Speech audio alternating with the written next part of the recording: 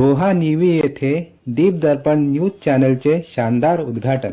रोहा नजीक निवी येथील अक्षय lawn form house मध्ये 1 मे रोजी संपादिका दीपिका चिपळूणकर यांचे हस्ते दीप दर्पण न्यूज चॅनलचे शानदार उद्घाटन संपन्न झाले। यावेळी अनेक मान्यवर व पत्रकार उपस्थित होते।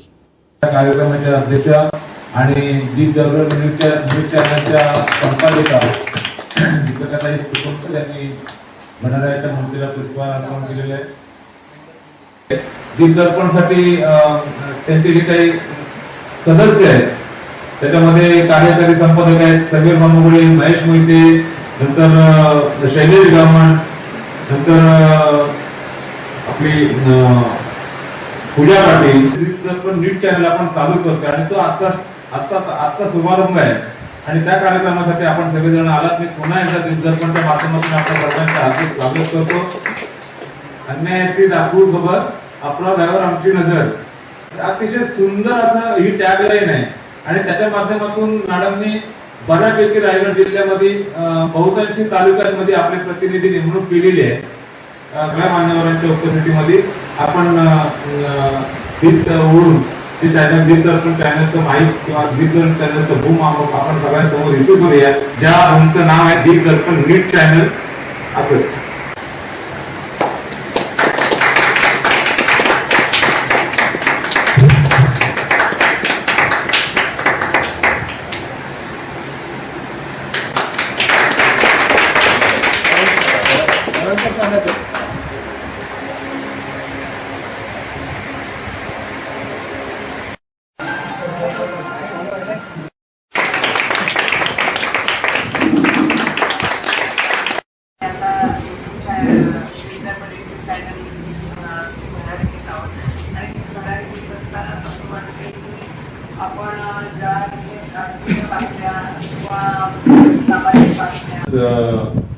डीटीपी ऑपरेटर शैलेश गावण यांनी मॅडमची दीप दर्पण न्यूज चॅनलच्या माध्यमातून घेतलेली मुलाखत आपण सगळ्यांनी ऐकली। त्यांच्या मनामध्ये असलेलं दीप दर्पण चॅनल युट्यूब चॅनलचं जे काय त्यांच्या मनामध्ये ज्या काय भावना आहेत त्या त्यांनी त्या आपल्या मुलाखतीद्वारे सांगितलेले आहेत। उद्या आपल्याला त्या सगळ्या चॅनलवरती बघायला मिळेलच, आपल्या स्वतःच्या चॅनलवरती बघायला मिळेलच। तत्पूर्वी मी डीटीपी ऑपरेटर म्हणून शैलेश गावण यांना मी विनंती करेन की आपण या दीप दर्पण न्यूज चॅनलच्या उद्घाटनानंतर आपली भूमिका काय असेल आपण जरा इथं स्पष्ट केले तर आम्हाला तो बरोबर। सर्वप्रथम आज महाराष्ट्र दिन आहे, त्यानिमित्त सर्वांना हार्दिक शुभेच्छा। आणि आज दीपिका चिपळूणकर मॅडम यांनी दीप दर्पण या न्यूज चॅनलचं जे उद्घाटन केलं आहे त्याबद्दल मी आमच्या टीमच्या वतीने सर्वांना शुभेच्छा देतो।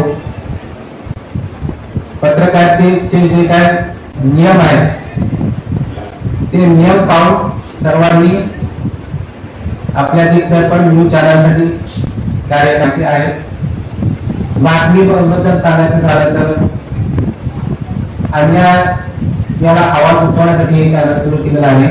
समाजातील समस्या सर्वांनी शोधून काढायच्या, कोणाला अन्याय होत असेल तर त्याला न्याय कसा देता येईल, वाचा कशी फोडता येईल या दृष्टीने शोधपत्रिका करायची आणि त्या प्रकारच्या बातम्या शोधून आपला दीप दर्पण न्यूज चॅनल कशा प्रकारे प्रसिद्ध होईल, प्रचलित होईल अशा दृष्टीने प्रयत्न करायचे आहेत।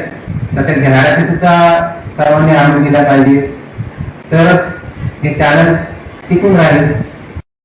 संपादिका दीपिका यांना मी विनंती करेन की आपण आपले मनोगत बऱ्याच दिवसापासून यांचं शैलेश असेल आणि बरेचसे पत्रकार किंवा लोक मला म्हणायचे की आपलं जेव्हा पोर्टल चालू झालं ते पोर्टल चालू झालेलं असताना मला म्हणायचे की मॅडम तुमचं नुसतं पोर्टल चालूच राहणार आहे की जो चॅनल येणार आहे। तर मी म्हटलं की बाबा ठीक आहे आमचं चॅनल पण येईल। तर दीप दर्पण युट्यूब चॅनलच्या माध्यमातून आपण आपल्या समोर एक नवा प्रकाश, नवा दृष्टिकोन, लोकांच्या मनातील प्रश्नांना आपण खराखुरा आरशाचा प्रकाश देण्यासाठी आपण उभे आहोत। दीप दर्पण हे केवळ चॅनल न राहता, केवळ ह्या बातम्यांपुरते हे पोर्टल मर्यादित न राहता, हे आपण लोकांच्या प्रश्नांना, लोकांच्या आवाजाला आणि लोकांच्या आशेचं हे एक व्यासपीठ असेल असं मला बोललं तर वागवं ठरू नये, कारण आपण तो दीप घेऊन पुढे जातोय.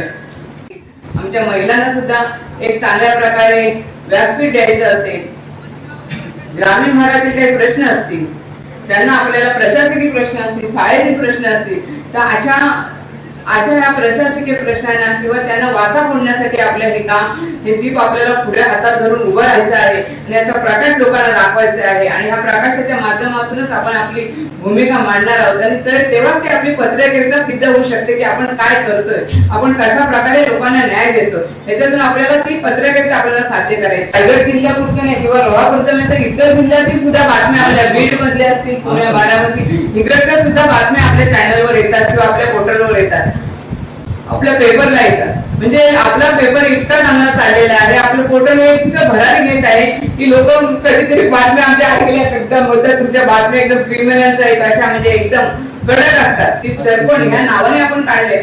म्हणजे लोक मला कधी कधी म्हणतात दीप दर्पण हे बाळासाहेब जांभेकरांचं दर्पण पेपर होतं आणि ते तुम्हाला दीप दर्पण म्हणजे कसं काढलं, तुमच्या नावात ते काढलं का? मी म्हटलं मी नावामध्ये नाही काढलं, मी मला एक आवड होती, खूप माझ्या मनापासून इच्छा होती की आपला एक पेपर असावा आणि म्हणून साप्ताहिक पाक्षिक म्हणून मी चालू केला होता.